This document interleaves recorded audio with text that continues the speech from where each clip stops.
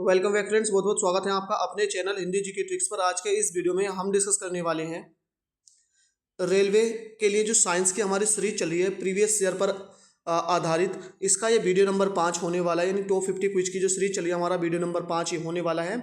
I hope आपने पहले के सभी वीडियोस देख लिए, नहीं देखे हैं डिस्क्रिप्शन में आपको लिंक मिलेगा या फिर आप वीडियो वाले सेक्शन में जाकर देख सकते हैं। तो आज का सबसे पहला प्रश्न है कि ठोस, द्रव तथा गैस में किसका घनत्व सबसे अधिक होता है। तो देखिए, घनत्व जो सबसे ज़्यादा होता है ये होता है ठोस का। ध्यान रखना है, सबसे ज़्यादा ठोस का, उसके बाद द्रव का और सबसे कम होता है गैस का। नेक्स्ट है नंबर 2, ठोस, द्रव तथा गैस में किसकी गतिज ऊर्जा सबसे अधिक होती है। देखिए, घनत्व सबसे ज़्यादा ठोस में और गतिज ऊर्जा सबसे ज़्यादा होती है गैस की। गतिज ऊर्जा सबसे अधिक गैस। नंबर 3 है ठोस, द्रव तथा गैस में किसमें अंतरा आणविक स्थान सर्वाधिक होता है। अंतरा आणविक, तो ये किस, जो देखिए सबसे अधिक जो होता है अंतरा आणविक स्थान, ये यहाँ पर गलत लिखा हुआ, ये गैस में होता है, गैस में ध्यान रखना है। तो देखिए, सबसे ज़्यादा जो घनत्व होगा वो ठोस का होगा, गतिज ऊर्जा गैस की होगी और अंतरा आणविक स्थान जो होगा वो भी गैस का ही होगा, सबसे अधिक अंतरा आणविक स्थान गैस। नंबर 4 है ठोस, द्रव तथा गैस किसमें आकर्षण बल सबसे अधिक होता है। ये गैस में, किसमें होता है, ठोस में होता है। क्योंकि देखिए होता क्या है कि जो पदार्थ होता है, पदार्थ के जो कण होते हैं वो छोटे छोटे है ना कणों से मिलकर बने होते हैं। जो पदार्थ बना होता है छोटे छोटे कणों से। अब इन छोटे छोटे कणों में जो रिक्त स्थान होता है जिसे अंतरा आणविक स्थान कहते हैं, ये सबसे ज़्यादा होता है किसमें, गैस में। सबसे कम होता है ठोस में।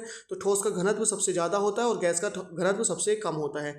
अब की जो स्पेस होता है, जो जगह होती है, गैस में सबसे ज़्यादा होती है, इसलिए इसकी गतिज ऊर्जा भी सबसे ज़्यादा होती है। क्योंकि सबसे जो पास पास कण होते हैं किसके होते हैं, ठोस के होते हैं। तो जो आकर्षण बल होता है सबसे ज़्यादा ठोस में होता है। नेक्स्ट है नंबर 5, कौन सा पदार्थ तीनों अवस्थाओं में रह सकता है। तो ये रह सकता है जल, ये तीनों अवस्थाओं में रह सकता है। नंबर 6 है जल का क्वथनांक कितना होता है। तो ये होता है 100 डिग्री सेल्सियस। ये आप कह सकते हैं, इसमें जब 273 रैप ऐड कर देंगे तो कितना बनता है, 373 केल्विन। अगर केल्विन में पूछा जाएगा तो 373 हो जाएगा। नंबर 7 है जल का हिमांक कितना होता है। ये होता है 0 डिग्री सेल्सियस, जल का हिमांक। नंबर 8 है बर्फ का गलनांक कितना होता है। तो बर्फ का गलनांक होता है ये भी 0 डिग्री सेल्सियस। जल का हिमांक और बर्फ का गलनांक दोनों के दोनों 0 डिग्री सेल्सियस होते हैं। नंबर 9 है 25 डिग्री सेल्सियस पर जल किस अवस्था में होगा। तो ये होगा द्रव अवस्था में, 25 डिग्री सेल्सियस पर। नंबर 10 है वायु में उपस्थित जल वाष्प को क्या कहा जाता है। तो इसको कहा जाता है आर्द्रता। वायु में उपस्थित जो जलवाष्प होती है, आर्द्रता। नेक्स्ट है नंबर 11, दो भिन्न पदार्थों के कणों का स्वतः मिलना क्या कहलाता है। ये कहलाता है विसरण। दो अलग अलग पदार्थों का के जो कण होते हैं उनका अपने आप मिलना, विसरण। नंबर 12 है पंच तत्व होते हैं। तो पंच तत्व होते हैं पृथ्वी, जल, वायु, अग्नि और आकाश। ये पंच तत्व कहलाते हैं। क्या, पृथ्वी, जल, वायु, अग्नि और आकाश। नंबर 13 है विसरित होने का गुण किसमें नहीं होता है। तो ये नहीं होता है ठोस पदार्थों में, यानी दो अलग अलग पदार्थों को अपने आप मिलना विसरण कहलाता है। और ये जो गुण नहीं होता है, सबसे ज़्यादा विसरण किस में होता है, गैस में होता है, और ठोस में गुण नहीं होता है।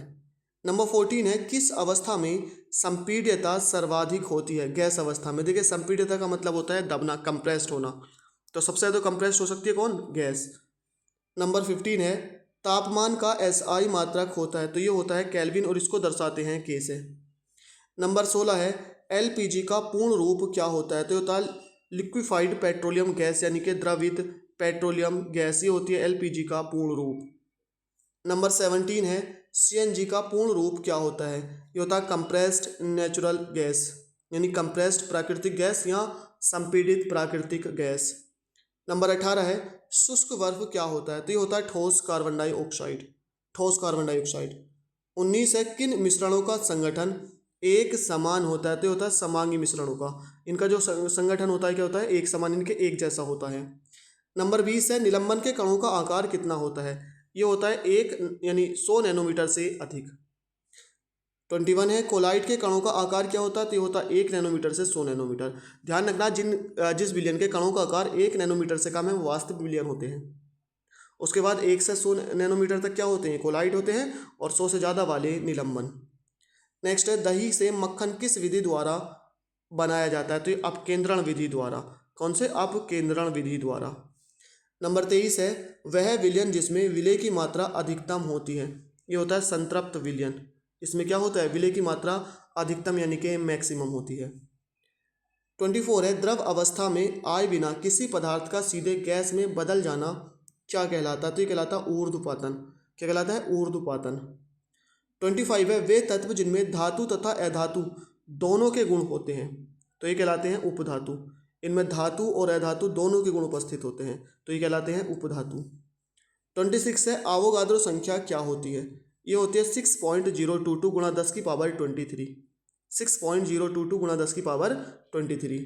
27 है, 1 नैनोमीटर कितने मीटर के बराबर होता है, ये होता है 10 की पावर माइनस के 9 मीटर के बराबर 1 नैनोमीटर। नेक्स्ट है, जल में हाइड्रोजन तथा ऑक्सीजन के द्रव्यमानों का अनुपात होता है, ये होता है 1:8। क्योंकि जल में देखिए द्रव्यमान H2O होता है ना। अब देखिए हाइड्रोजन का जो द्रव्यमान होता है 1 तो 2 का कितना हो जाएगा, 2 हो जाएगा। और ऑक्सीजन का कितना होता है 16 होता है, तो 2 से कटेगा 2 ही करना 2 और 2 अट्ठे 16, तो 1:8 आता है इनके द्रव्यमानों का अनुपात। नेक्स्ट है, जल में हाइड्रोजन तथा ऑक्सीजन का अनुपात। तो देखिए जल के लिए मैंने अभी बताया आपको H2O होता है, तो यहाँ पर कितने हाइड्रोजन है 2, इसके 2 परमाणु और ऑक्सीजन का 1, तो 2:1। लेकिन द्रव्यमान का आएगा तो 1:8 होगा। नेक्स्ट है, जल का अणुभार कितना होता है, तो ये कितना होता है 18 होता है। अभी बताया ना, हाइड्रोजन का 1 होता है, 2 हाइड्रोजन 2 ही करना 2 और 16 इसका 16 और 2 कितना बन जाता है मिलकर 18 बन जाता है। 31 है, परमाणु के नाभिक में उपस्थित कण होते हैं तो ये होते हैं न्यूट्रॉन और प्रोटॉन, परमाणु के नाभिक में उपस्थित होते हैं। 32 है, परमाणु में इलेक्ट्रॉन उपस्थित होते हैं कहाँ पर, कक्षाओं में। देखिए ये परमाणु का नाभिक है और ये बाहरी क्या होती है, कक्षाएं होती है। तो ये जो नाभिक है इसमें होते हैं प्रोटॉन और न्यूट्रॉन, और बाहरी कक्षाओं में कौन होते हैं, इलेक्ट्रॉन गति करते हैं। 33 है, इलेक्ट्रॉन की खोज किसने की, ये की थी जे थॉमसन ने। इलेक्ट्रॉन की खोज जे थॉमसन। नेक्स्ट है 34, प्रोटॉन की खोज किसने की, ये की थी रदरफोर्ड ने। प्रोटॉन की खोज रदरफोर्ड। 35 है, न्यूट्रॉन की खोज किसने की, ये की थी चैडविक ने। न्यूट्रॉन की जेम्स चैडविक। 36 है, रदरफोर्ड का अल्फा कण प्रकीर्णन प्रयोग किसकी खोज के लिए उत्तरदायी था, तो परमाणु के केंद्रक या आप कह सकते हैं नाभिक। देखिए रदरफोर्ड ने जो प्रकीर्णन किया था अपना, इन्होंने सोने की एक पतली पिन्नी ली थी और इस पर अल्फा कणों की जो बौछार कराई। जब इन्होंने देखा बौछार कराई तो इन्होंने देखा कि मैक्सिमम जो किरणें थी वो पिन्नी के आर पार निकल गई, मैक्सिमम आर पार, और कुछ क्या हुई अपने मार्ग से परावर्तित हो गई, यानी कि वापसी आगे लौटकर कुछ इधर निकली कुछ इधर निकली। तो इससे इन्होंने देखा कि मैक्सिमम जो पार्ट होता है परमाणु का वो खाली होता है और बीच में जो होता है कोई भारी चीज़ होती है जिससे क्या होता है टकराकर, जिसका द्रव्यमान भी ज़्यादा होता है, क्योंकि जो अल्फा कण थे टकराकर वापसी आ गए थे, अपने मार्ग इन्होंने परावर्तित कर दिया था, वापसी आ गए थे जिस, और कुछ बिल्कुल अपने जिस मार्ग से गए थे उसी मार्ग से वापिस आए थे। तो बहुत छोटा सा होता है, बहुत छोटा सा होता है, और इसी को इन्होंने क्या कहा था, परमाणु का केंद्रक या परमाणु का नाभिक कहा था। 37 है, समस्थानिक होते हैं, तो समस्थानिक होते हैं अलग अलग न्यूट्रॉनों की संख्या वाले, यानी इनमें न्यूट्रॉनों की संख्या अलग अलग होती है, या आप यूँ कह सकते हैं कि परमाणु क्रमांक इनका सेम होता है, परमाणु भार अलग अलग होता है। 38 है, इलेक्ट्रॉन पर आवेश कितना होता है, तो ये होता है -1.6 गुणा 10 की पावर -19 कूलाम होता है।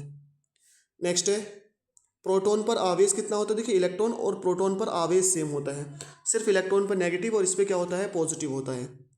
40 है, प्रोटॉन पर आवेश होता है कैसा, धनावेश, और इलेक्ट्रॉन पर कैसा आवेश होता है, तो ये होता है ऋणावेश। Proton धनावेश, electron ऋणावेश। आपने देखा होगा इलेक्ट्रॉन को ई नेगेटिव लिखा जाता है और प्रोटॉन को पी पॉजिटिव लिखा जाता है। 42 है, परमाणु का संपूर्ण द्रव्यमान होता है, तो कहाँ पर होता है, उसके नाभिक में होता है, क्योंकि जो परमाणु का द्रव्यमान होता है उसका फॉर्मूला होता है न्यूट्रॉन प्लस प्रोटॉन्स, और ये दोनों कहाँ होते हैं, परमाणु के नाभिक में होते हैं। नेक्स्ट है, कौन सा कण आवेश रहित होता है, इस पर चार्ज ही नहीं होता, तो किस पे नहीं होता है, न्यूट्रॉन पर। 44 है, कैंसर के उपचार में किसका प्रयोग किया जाता है, तो ये क्या था, कोबाल्ट 60 का इस्तेमाल किया जाता है। 45 है, घेंगा रोग के इलाज में किसका प्रयोग होता है, ये होता है आयोडीन 131 का, घेंगा रोग के इलाज में आयोडीन 131। नेक्स्ट है 46, किस परमाणु का यानी किसी परमाणु का बाह्यतम कोष में उपस्थित इलेक्ट्रॉन क्या कहलाते हैं, तो ये कहलाते हैं संयोजी इलेक्ट्रॉन, किसी भी परमाणु के बाह्यतम कोष में संयोजी इलेक्ट्रॉन। 47 है, C14 यानी कि कार्बन 14 क्या है, ये होता है कार्बन का समस्थानिक। समस्थानिक क्या होते हैं, C12 होता है ना, 6C13 होता है और 6C14 होता है, ये सारे के सारे इसके समस्थानिक होते हैं। 48 है, धनात्मक किरणों को क्या कहा जाता है, इनको कहा जाता है केनाल किरणें, जो धनात्मक किरणें होती हैं। 49 है, कैथोड किरणें बनती है किससे, इलेक्ट्रॉन से यानी कि ऋणावेशित कणों से मिलकर बनी होती हैं। नेक्स्ट है 50 एनोड किरणें बनी होती हैं, तो ये धनावेशित कणों से यानी कि पॉजिटिव किरणों से यानी कि प्रोटॉन से बनी होती हैं। तो फ्रेंड्स आज के इस वीडियो में इतना ही। आई होप वीडियो पसंद आई हो, लाइक शेयर करना ना भूलें। थैंक यू फॉर वॉचिंग, मिलते हैं नेक्स्ट वीडियो में।